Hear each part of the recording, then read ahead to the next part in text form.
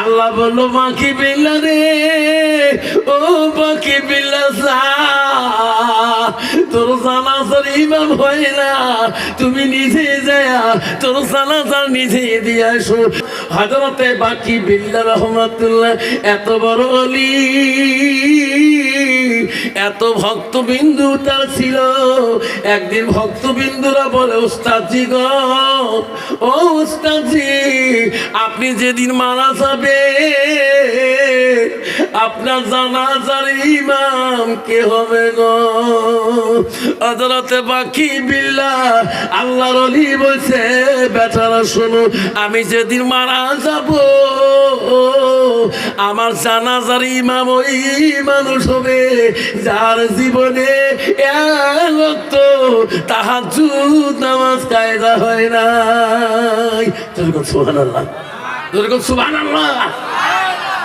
হযরতে বাকি বিল্লা, ও যুবক রে শুনি নাও বাবা রে, হযরতে বাকি বিল্লা যেদিন দুনিয়া থেকে বিদায় নিয়ে গেল, ও সোনা দুনিয়াটা থাকা কোনো মানুষ পাবে না, আল্লাহ নবী পর্যন্ত বিদায় নিয়ে গেছে গো। হাজার হাজার ভক্তবিন্দু বাকি বিল্লার জানাজারে শরীক হয়ে গেল। ভক্তবিন্দুরা বলল, কে গো, কোন আলেম আমার হুজুরের জানাজা দিবে? আমার হুজুর মরণের আগে ওসিয়ত করে গেছে, যার জীবনে এক ওয়াক্ত তাহাজ্জুদ কায়দা হয় নাই, তাই আমার হুজুরের জানাজাটা দিবে। বাকি বিল্লা মৃত্যুর দিনে ওই দিন জানাজার ইমাম হয় না, কেউ গ্যারান্টি দিতে পারে না। আমার তাহাজ্জুদের গ্যারান্টি আছে। মুসলমান বর্তমান 5 ওয়াক্ত নামাজের গ্যারান্টি দিতে পারে না। ঠিক না ঠিক? আসর পরে তো জহর নাই, জহর পরে তো এশার নাই, আছে না? বাকি বিল্লার ইমাম কে হবে গো? আল্লাহর ওলি ওসিয়ত করে গেছে, যার জীবনে এক ওয়াক্ত তাহাজ্জুদ কায়দা হয় নাই, ওই দিন বাকি বিল্লার জানাজারে ইমাম হয়ে কেউ সামনে দাঁড়ায় না। ভক্তবিন্দুরা কান্দে, আল্লাহ আল্লাহ, আমার হুজুর কি ওসিয়ত করে গেল, হুজুরের জানাজার ইমাম কেউ হতে চায় না। ভক্তবিন্দুরা কান্দে। এমন সময় দেখে রে একটা মানুষ, হায় রে, দ্রুত বেগে ঘোড়ার পৃষ্ঠে সরিয়ে ধুলে অন্ধকার হইয়া আল্লাহর ওলি বাকি বিল্লা লাশের কাছে আসতেছে। লোকটা চেনা চায় না, মুখের মধ্যে খেলাম লাগা, আসি ঘোড়ার থেকে নামিয়ে বলল, ভাই তোরা জানতারে যা, আমি হুজুরের জানাজা দেবো। যেরকম সুবহানাল্লাহ, এক তকবীর, 2 তকবীর, 3 তকবীর, 4 তকবীর, জানাজার দোয়া শেষ করে যখন সালাম ফিরে ওই আল্লাহ ওই মানুষটা ঘোড়া আলাটা লাভ দিয়ে যায়, ঘোড়ার পৃষ্ঠে চললো। মুরিদান ভক্তবিন্দুরা দৌড়ি যে ঘোড়ার লাগামটা টানি ধরলো। কে গো, তোমার বাড়ি কোথায়, কি নাম তোমার? তোমাকে আমরা চিনলাম না, আমার উস্তাদের আপনি জানাজাটা দিলেন, আমার পরিচয় দাও, নাহলে তোমার ঘোড়ার লাগাম সারে দেবো না। তোমাকে চেনা চাই না, মুখের খেলামটা সরিয়া দেয়।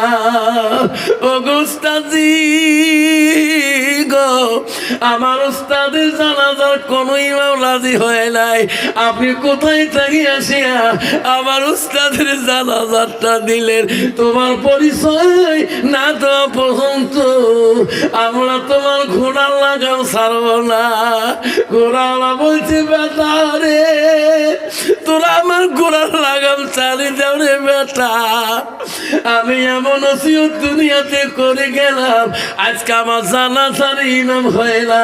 আল্লাহ বলল, বাকি বিল্লা রে, ও বাকি বিল্লা যা, তোর জানাজার ইমাম হয় না, তুমি নিজে যায়া তোর জানাজার নিজে দিয়ে আসো। যেরকম সুবহানাল্লাহ, নাই তো পৃথিবীর একজন অলি ছিল যাই নিজের জানাজা নিজেই দিয়েছিলেন। আজকে আমরা কোন অলির পাশ ধরলাম, নিজে নামাজ পড়ি না, আল্লাহ হাঁটাও নামবে নামাজি বানিয়ে দিলাম। হায় রে বাবা, এমন সিলিমের টান শিখলাম, এমন বাড়িতে হালকা দিলাম, মুসলমান নামাজ মসজিদের দিকে যায় না। যখন ঠিক না ঠিক অন্ত বাবা বর্তমান যুগের নারীর দ্বারায় একটা বিবির দ্বারা স্বামীরা কষ্ট পায় না, না পায়? জোরে কোন পায় না, না পায়? কত পায় রে বাপ, কত বউ নাকিটাকে স্বামী ঢিকি ফেলায়, আন্দায় টান্দায় এমন ঢিকে নাকের সেনা পর্যন্ত ফাটে ফেলায়, ঠিক না ঠিক? অন্ত বাবা বউ যদি নাক ফাটে ফেলায়, কোনদিন বাজার দেখবে মোর বউ নাক ফাটাইছে, যখন কইবে কয় বউ তুই কয় কালকে আফসাল হুজুর আছে, তাই বলো বউ কল যে ফাটাও আজকে, ওই যে মাথা মাথায় ঢিকিয়েছ বাবুর বাবা বললে বাবা তুলি ফেলাইছে, 3 মাস থেকে আওয়া হয় নাই, বউ তুই কই সবার সঙ্গে গেছ, মাঝে মাঝে কত ঢিকে বেচারা ঠেঙা দিয়ে বলতো ডাঙা আদায় টানা, কাহো কোনোদিন কয় নাই। এলে কথা শুনি বউ কল যে খাই থরথরে কাঁপে লাগছে, বাজার যা শান্তি নাই। তোমরা ওয়ার শনি বাড়ি আসছে, মুইও আসলো নামাজ পড়ে জমিয়ে গেল, মুইও 2 রেখার নামাজ ধরতে হবে, 4 রেখা পড়ি আসো বসি, যে এই ঘর ঢুকছে বউ দৌড়ি দিয়ে ঠ্যাংকে হাত ধরলো, মাপ দেও কি করছো দিল তো করি মাপ, বেচা সাদা নানকম মাপ দেয় বউ। আল্লাহ দিলে আজকে 3-4 বারে ভাত খাঙ্গে তাও পেট ভরে না, গাফাল ধরা হয়েছে।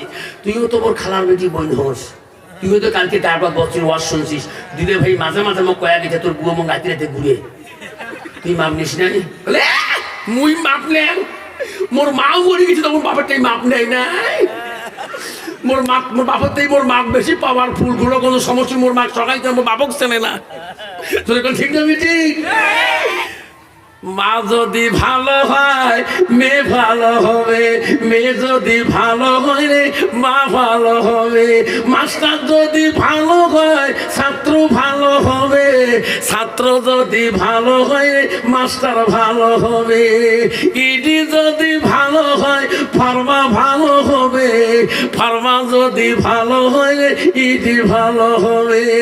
এমন জাতের কচু আছে অল্প জালে সিদ্ধ হয়, এমন জাতের মেয়ে আছে অল্প কথায় বুঝিয়া পায়, এমন জাতের কচু আছে অল্প চালে সেজে না, এমন জাতের মেয়ে আছে অল্প কথায় বোঝে না। বাপ ভালো তা ছেলে ভালো, মা ভালো তা ঝি, গাই ভালো তা বাছুর ভালো, দুধ ভালো তার ঘি, ঠিক না ঠিক? মা বোনেরা আমারা গো, নবীজির 3 নম্বর স্ত্রী ছিল হযরতে মা আয়েশা। নবীজি বাড়ি আসলে আয়েশার একটা বিশাল গুণ ছিল রে মা। কি গুণ হুজুর জানেন কি? আয়েশা কে ছিল মা তুমি জানো না? ওনার বংশের খবর তুমি জানো না? আয়েশা ছিল পৃথিবীর সর্বপ্রথম রাষ্ট্রপতির মেয়ে, সর্বপ্রথম খলিফাতুল মুসলিমিনের মেয়ে। আয়েশার বাবার নাম ছিল হযরতে আবু বকর। আবু বকর হলো পৃথিবীর সর্বপ্রথম রাষ্ট্রপতি, রাষ্ট্রচালক।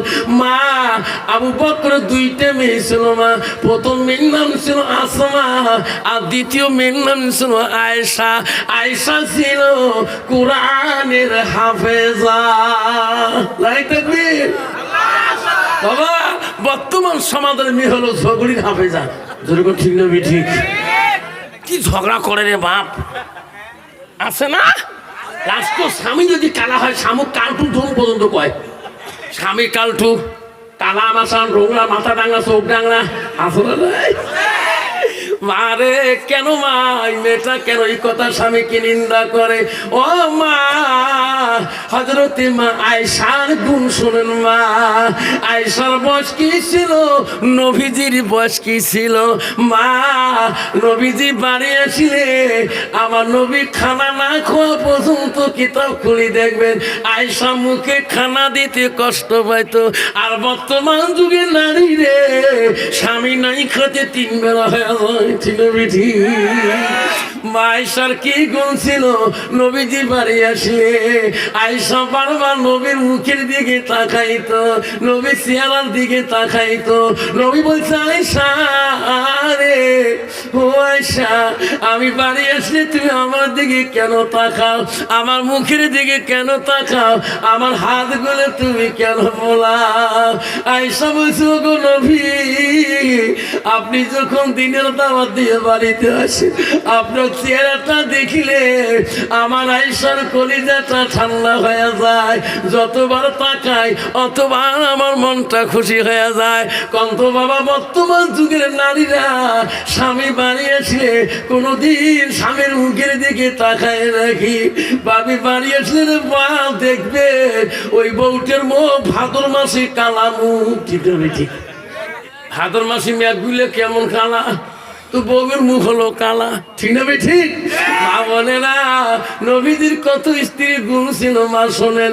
আয়েশার একটা আঙুলের রূপ যদি পৃথিবীর নারীরা দেখতো, একটা আঙুলের রূপ যদি নারীরা দেখতো, পৃথিবীর নারীরা স্বামীর সাথে কোনোদিন অহংকার করতো না।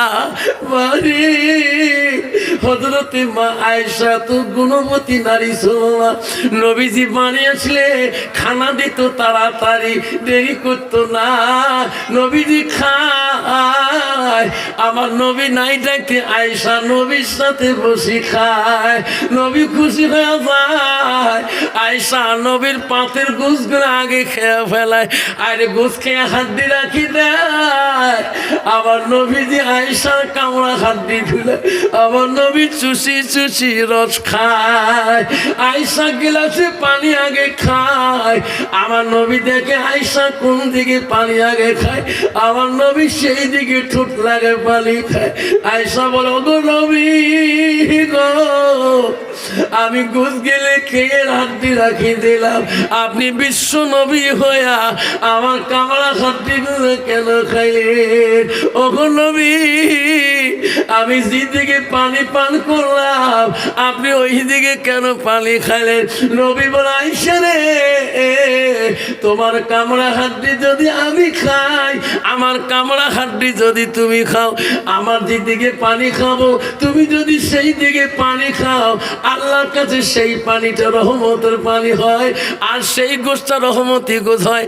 আমার উম্মতিরা দুনিয়ার বুকে স্বামী স্ত্রী এইভাবে খাবে আয়েশা, আমি রাসূলুল্লাহ খুশি হয়ে যাব। যেরকম সুবহানাল্লাহ, যেরকম সুবহানাল্লাহ। কত বাবা, বর্তমান যুগের নারী স্বামীর আইটে বস্তু খায়। কাবু আফসার মোল্লা কইছে স্বামী সারা বস্তু খাওয়া খায়, তুই কোষ খাওয়া যায় যে বিড়ি খাইবু, চেহারা সারা মুখ গুনায়। যেরকম ঠিক না? ঠিক। তুই খাসি নিয়ে তা কয় খাং না।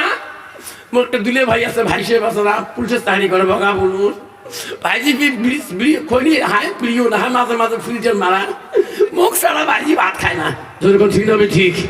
মা বলে, শুনি না খাই, তোমার স্বামী ব্যক্তিত্ব কিন্তু কোনো বিকনা পুরুষের সাথে খানা খাও, ওই দিকে খানাটা তোর জন্য খাস হারাম হয়ে যাবে। আর কত যুবক আছে বাবা, একলা মেয়েদের দোষ না, একদল যুবক আছে বউ যদি কালা হয় কালা বউয়ের সাথে উঠে বসে করে না। যেরকম ঠিক না? ঠিক। ওই ছেলে পালা বউ শাড়ি দিয়ে মামা শ্বশুরের বেটি, ফুবে শ্বশুরের বেটি, নানা একে কত না আবাম, একে উঠে উঠি দই সিলের মাক্কা মাকে। যেরকম ঠিক না? ঠিক। এই যুবক মনে রাখ, তোর স্ত্রী ছাড়া কোনো বেগোনা মেয়ের সাথে খানা খোয়া ওই দিনকের জন্য খাস হারাম, খাস হারাম। মা বোনেরা মনে রাখেন, যুবকরা মনে রাখেন, খাবার মন চলে, খানা খাবার মন চলে, স্ত্রীর সাথে এক লোকমা খানা খাবা, একটা সুন্নত জিন্দা হবে। যেরকম সুবহানাল্লাহ। একদিন খানা খাবা, একটা সুন্নত জিন্দা হবে। 2 দিন খাবা, আবার সুন্নত জিন্দা হবে। আল্লাহ রাসূল বলছে ওই বাড়িতে মোহাব্বত বেশি পয়দা হবে। যেরকম সুবহানাল্লাহ। মা বলে না, আব্বারা তোমাদের কষ্ট হয় নাকি? মা যখন কষ্ট হয়, আমার মা বোনেরা শুনি রাখো, আম্মারা, বিশ্ব নবী রাসূলুল্লাহ স্ত্রী হযরতি মা আয়েশা, ও মা, নবীজি কি বললেন? ওয়াতাত বালাহা, তোমার স্বামী যখন তোর বাড়িতে যাবে, মা বোনেরা শুনি রাখো, মা, আল্লাহ নবী বললেন ওয়াজাউজুহা আনহা রাদিন, তোমার স্বামী যদি তোমার উপরে রাজি খুশি হয়ে যায়, মা নবী বলল দাখালাতিল জান্নাত, সেই মেয়েটা সর্বপ্রথম জান্নাতে যাবে। ও বন্ধুগণ শুনি রাখো, যুবক বড় জ্ঞানী, আকিল বড় বুদ্ধিমান, বহুত বিলেম শিক্ষা করলেন, বহুত বিদ্যা শিখে বাড়ি আসতেছে, রাস্তার মধ্যে ওলামাদের আওয়াজ শুনলেন।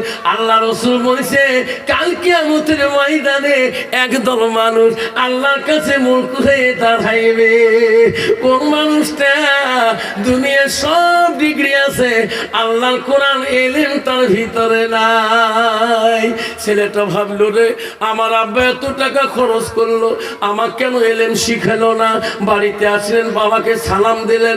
বাপ বললো বাবা রে তোর তো আজকে ডিগ্রি শেষ, তুমি এত সুন্দর রেজাল্ট করি বাড়ি আসলা, মনটা কেন তোর মলিন মলিন দেখা যায়? ওই যে আব্বা যান আমি আলেমের মুখে শুনলাম আব্বা কাল কিয়ামতের দিন একদল মানুষগুলো আল্লাহর কাছে মূর্খ হবে। আব্বা আমাকে এলেন কেন শিখাইলেন না? আব্বা আমি নিয়ত করলাম আজকে আব্বা যেদিন আমি বিয়ে করব আমি কোরআন পানেওয়ালা মেয়েকে বিয়ে করব। ও গো আব্বা আমি আমার বিবির কাছে কোরআন পড়া শিখবো। যেরকম সুবহানাল্লাহ।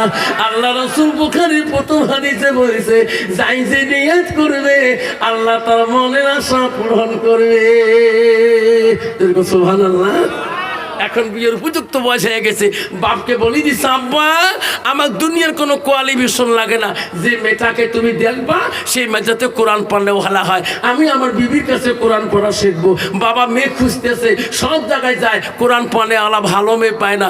এমন সময় গ্রামের মানুষ বলে চাচা গো প্রায় প্রায় আমার গ্রামে আসেন, কারণটা কি? কইছে বাবা আমার ছেলে বড় জ্ঞানী বড় বিজ্ঞানী, কিন্তু মেয়ে খুঁজতেছে কোরআন পড়নেওয়ালা, কোথায় পাওয়া যাবে? কইছে চাচা এই সামনের বাড়িতে যাও, একটা মেয়ে আছে ওই বাড়িতে একটা মেয়ে কোরআনের হাফেজ আছে। এরকম সুবহানাল্লাহ।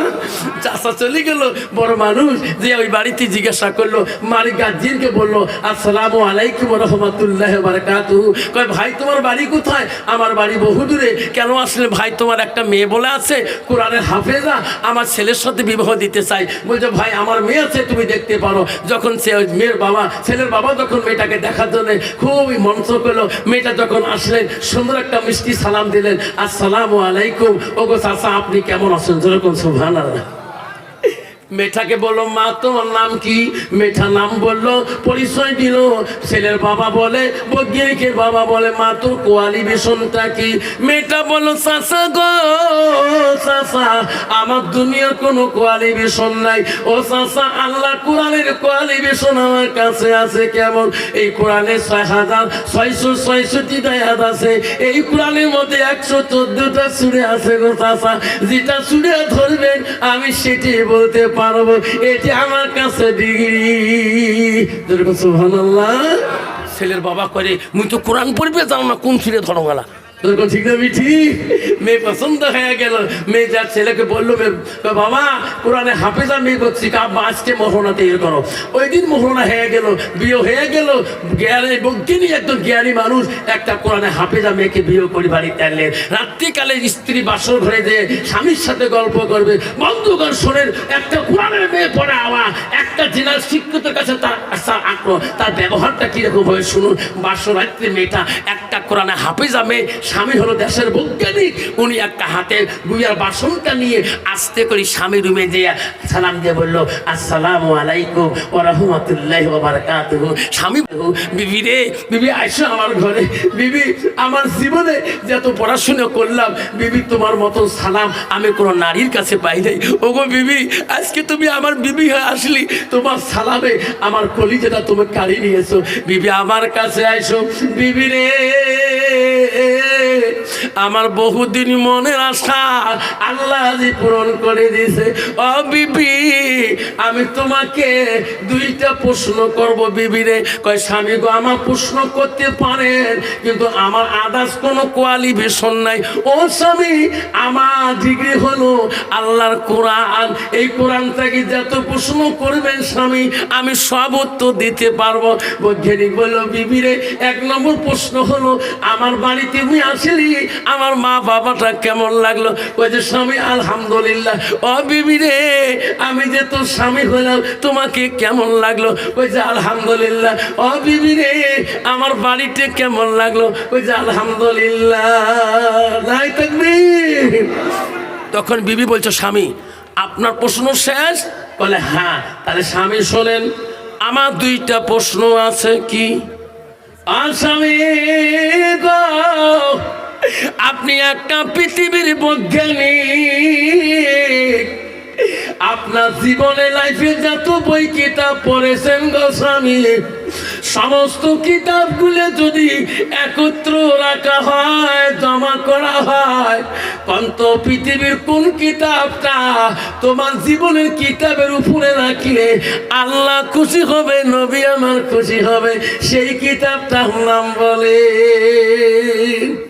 বৈজ্ঞানী বলছে পৃথিবীর যত কিতাব আছে, বই আছে, আল্লাহর কোরআন ছাড়া কোনো কিতাব উপরে যেতে পারে না। বিবি রে, সেটা হলো আল্লাহর কোরআন। বিবি বলছে সঠিক উত্তর গো স্বামী। দ্বিতীয় প্রশ্ন হলো, ও স্বামী, তোমার জীবনের যত কিতাব আছে সব কিতাবের নিচে যদি কোন কিতাবটা রাখিলে আল্লাহ নারাজ হবে, নবী আমার নারাজ হয়ে যাবে, সেই কিতাবটার নাম বলে। এখন স্বামী বলছে, ও বিবি রে, পৃথিবীর কোরআন কোনো কিতাবের নিচে যেতে পারে না, আল্লাহ নারাজ হবে, নবী নারাজ হয়ে যাবে। স্বামী উত্তর সঠিক হয়েছে। ও স্বামী, আমার প্রশ্ন কি? বিবি স্বামী বললেন, বিবি রে, আমার প্রশ্ন আরেকটা কি, আমাকে যখন তোমার বাবা হাতে তুলি দেয়, তোমাকে একটা না কোরআন শরীফ হাতে তোর আব্বা দিল, ওই কোরআনটা আমাকে দেও, আমি একটু নিয়ে চুমা খাবো। বিবি বলছে, না না স্বামী গো, আপনার উজু নাই, গোসল ঠিক নাই, আল্লাহর কোরআন তোমার হাতে দেওয়া যাবে না। ও স্বামী, কোরআন যদি নিতে চান আপনি উজু করে আসেন, গোসল করে আসেন, আপনি পাক অবস্থায় কোরআন পড়াবেন, না পাক অবস্থায় তোমার কোরআন দেব না, ওটা আমার ছাত্র জীবনের হেফজি কোরআন। স্বামী দৌড়ি দিয়া গোসল করেন, উজু করিয়া আসি, বলল, বিবিরে কোরআনটা দাও, আমি জীবনে কোরআন পড়া জানি না, তুমি না কোরআন হাফেজা। বিবির হাত থেকে কোরআনটা নিলেন, উজু গোসল করিয়া বিবির কাছে কসম করলো, এই বিবি রে, জীবনে কিছুই করতে পারলাম না, খোদার কসম করলাম, আল্লাহর কোরআন কসম করি ধরলাম, যতদিন পর্যন্ত আমি তোর মতন কোরআনের হাফেজ হব না, অতদিন এই বাড়িতে আসবো না। বিবি তুমি থাকো, আমার মার খেদমত করো, বাবার খেদমত করো, আমি 24 ঘন্টায় আমি কোরআনের হাফেজ হয়ে আসবো। সুবহানাল্লাহ। যুবক কোরআনটা নিয়ে বজ্ঞানী বুকের মধ্যে নিয়ে কান্দে, সব মাদ্রাসা যায় বলে, ভাই তাড়াতাড়ি হাফেজ বানিয়ে দাও, আমার বিবিকে ওয়াদা দিয়েছি 24 ঘন্টায় হাফেজ হয়ে আসবো। কইছে, না ভাই, অত সহজ না কোরআনে হাফেজ হওয়া। আবার এক মাদ্রাসায় যায়, আবার এক মাদ্রাসায় যায়, সবাই পাগলা পাগল মনে করি খেতে দেয়, এটা ব্রেন খারাপ হয়েছে রে, 24 ঘন্টায় কে ওনাকে হাফেজ বানাইতে পারে। সব মাদ্রাসা থেকে দূর থেকে কেঁদে দেয়, বৈজ্ঞানী কান্দে, আল্লাহ, পৃথিবীর সব বিজ্ঞানীর সব কিতাব পড়ে ব্রেন শেষ করলাম, আজকে 24 ঘন্টায় আমাকে কেউ কোরআনে হাফিজ বানাইতে পারে না। ওরে কোরআনটা নিয়ে কান্দে, ওই পাহাড়ে জঙ্গলে গ্রামে বাজারে ঘুরে সবাই বলে, রে পৃথিবীতে এমন পাগল দেখি নাই, আল্লাহর কোরআন বুকে নিয়ে কেন কান্দে? সবাই খানা দেয়, খাইতে দেয়, কারো খানা খায় না, আল্লাহর কাছে খালি বিনয় ভাবে কান্দে, আল্লাহ তোর কোরআনটা আমাকে দান কর আল্লাহ। পৃথিবীর একজন ছাত্র ছিল বাবা, বাদশা হারুন রশিদের মাদ্রাসায় ছোটবেলায় গেছিল। ওই দিন উস্তাদকে বলছে, উস্তাদজি আপনি আজকে কোরআন পড়বেন, আমি শুনবো, আমি পড়বো না, আপনি শুনবেন। সুবহানাল্লাহ। উস্তাদ বলছে, এই বেটা বাড়ি করে তোর, সারা জোর পয়তে বুড়ে হয়ে গেলাম। হুজুর আমার বাড়ি হলো হুজুর দিলাম শহরে, আমার বাবার নাম হলো আবু সালে জঙ্গি মুসা। হুজুর আমার নাম আব্দুল কাদের জেলানি। হুজুর আজকে আপনি কোরআন পড়িবেন, মুখস্থ দিবেন, আমি শুনবো না, আপনি পড়িবেন, আমি শুনবো। সুবহানাল্লাহ। হুজুর বলছে বেটা এইরকম ছাত্র জীবনে পাইনি রে বেটা, এই বেটা তুমি পড়ো আমি তোর উস্তাদ শুনবো। আব্দুল কাদের গৌসুল আজম ওই দিন উস্তাদের কাছে কোরআন শরীফ আরম্ভ করলেন। আলিফ লাম মিম থেকে শুরু করি যখন 12 থেকে 13 পারা একটা মুখস্থ শুনেলেন। বলো বেটা রে তুমি রেশ না, অপেক্ষা করো, ধীরে ধীরে পড়ো। আব্দুল কাদের বন্ধ করলেন, কিছুক্ষণ রেশ নিয়ে আবার পড়া মুখস্থ শুরু করলেন। 18 পড়া যাওয়ার পরে আর পড়তে পারে না। ওস্তাদ বলে বেটা কেন আর পড়তে পারো না? ওস্তাদজি গো আমার মা মূল ফাতেমা, আমার মা কোরআনের 18 পারা হাফেজা ছিল। আমার মা যখন কোরআন পড়ছিল আমার মার মুখে শুনি শুনি 18 পারা মুখস্থ করেছি। ও গো ওস্তাদজি বাকি 12 পারা তোমার কাছে শিখতে আসলাম। সুবহানাল্লাহ, সুবহানাল্লাহ। মা বলে আম্মা না এখনো তোমার পেটে কোরআনের হাফেজ আসবে মা, মুক্তি মরণ আসবে মা, মুহাদ্দিস আসবে মা, আহসানাত ফারাজাহা তোমার চরিত্র ঠিক রাখতে হবে। ও মা তোর পর্দায় থাকতে হবে মা, তুমি নিয়ত করো তোমার পেটে এখনো মুক্তি পাঠিয়ে দিবে, আল্লাহ পাঠিয়ে দিবে, মুহাদ্দিস পাঠিয়ে দিবে। মা তোর চরিত্র ঠিক রাখতে হবে, মা তোর পর্দায় থাকতে হবে, মা আল্লাহ তোর পেটে বড় বড় আলেম ওলামা পাঠিয়ে দিবে। ও মা বোনেরা পাগলা ওই বৈজ্ঞানিক কোরআনটা নিয়ে কান্দে, কোথাও পায় না 24 ঘন্টা হাফেজ বানিয়ে দিতে। এমন সময় এক বাজারে চলে গেলে সব বাজারের মানুষ বলে এটা কোন পাগল রে কোরআন পড়ে বুকে নিয়ে কান্দে, খাবার দেয় খায় না, কিছুই খায় না, খালি কান্দে। রাত হলে কারো দোকানে থাকে না, ওই দোকানে ওই বাজারে এক আল্লাহর ওলি ছিল গো, উনি দেখছিলে কি লোকটা কিছু খায় না কেন, সারাদিনে কি খায়, হানে পাগলার মতো হয়ে গেছে।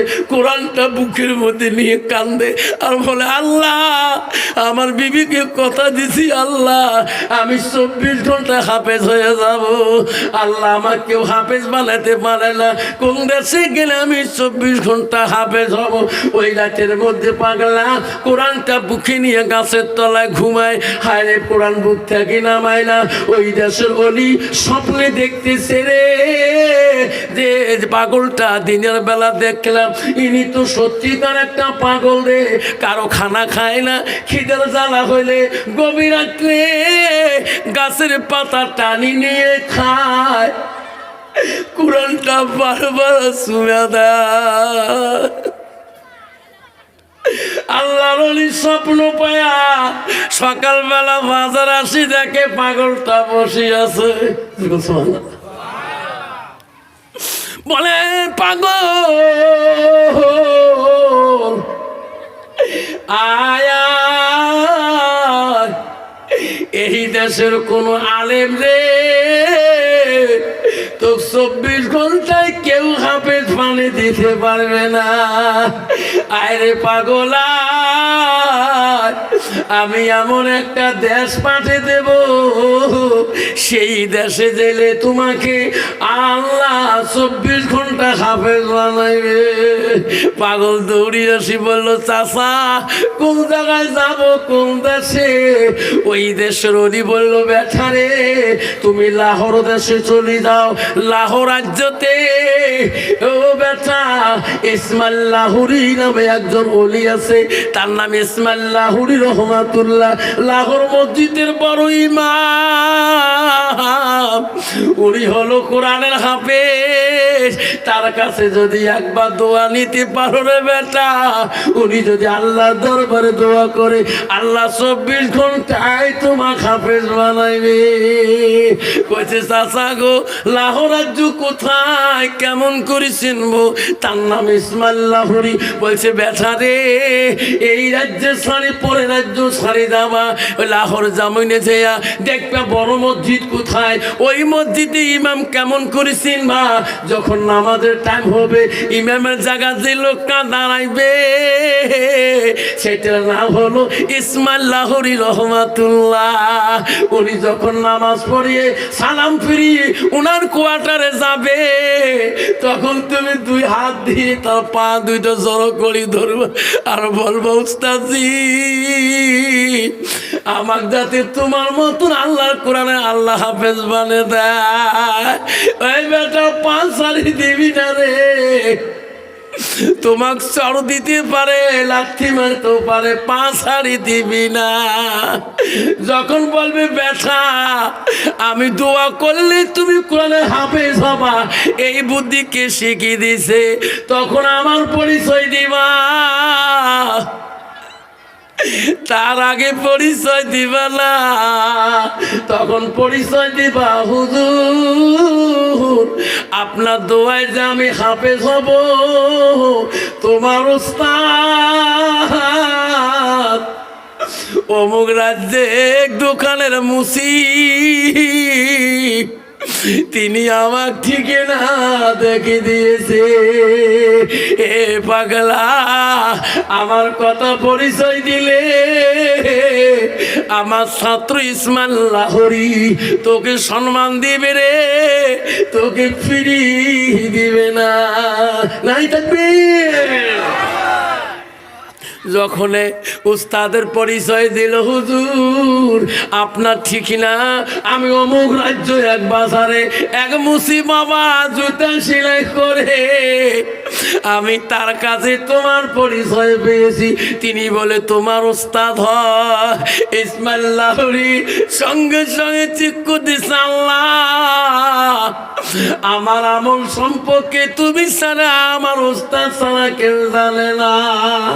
কইছে বেটা আমার পা ছাড়ি দাও রে।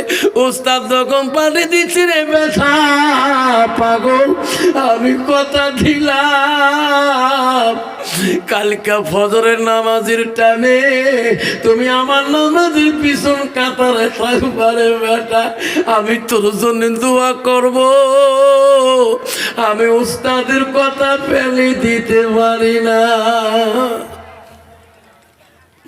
আমার মা বোনেরা আম্মারা শুনি রাখো মা, অল্প টাইমের দিকে শেষ করে দেব, বাবা শুনিয়া যাবেন। এই বাবা শুনি যাবেন, উনি ওই বৈজ্ঞানিক আল্লাহ 24 ঘন্টা কোরআনে হাফেজ হবে কিনা। ও মা বোনেরা বিশ্ব নবী একদিন বাড়িতে আসি দেখে সব বিবিরা কাজে কাজে ব্যস্ত হয়ে আছে, আমার নবী এত খুশি হয়ে গেলেন। একজন বিবি তার মাঝখানে কোনো কাজ করে না বসে আছে, নবী দেখে বলে আয়েশা সবাই সংসারের কাজ করে রে তুমি কেন কাজ করো না।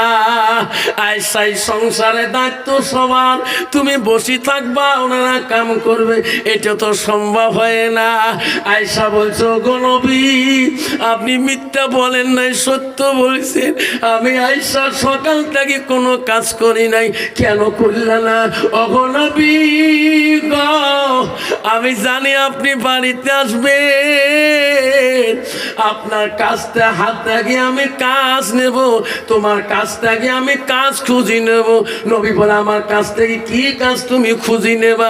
ওগো নবী গো আমার হাত দুইটা দিয়া আমি তোমাকে গোসল করি দেওয়া কাজটা চাই, আপনি যদি পারমিশনটা দেন আমি আয়েশা বড় খুশি হয়ে যাব। ওগো নবী আপনি বলুন। আমার নবী বলছে আয়েশা রে আমাকে গোসল করে দিলে কি তুমি শান্তি পাবা। কলেহা আপনি আদেশ করলে আমি এখন গোসল করে দেব। নবী বলছে আয়েশা রে তুমি যদি খুশি হও আমি নবী তো বাধা করতে পারি না। আমার নবী যখন আদেশ করলেন যাও আমাকে গোসল করে দিতে পারো, আয়েশা মনে মনে ভাবে আল্লাহ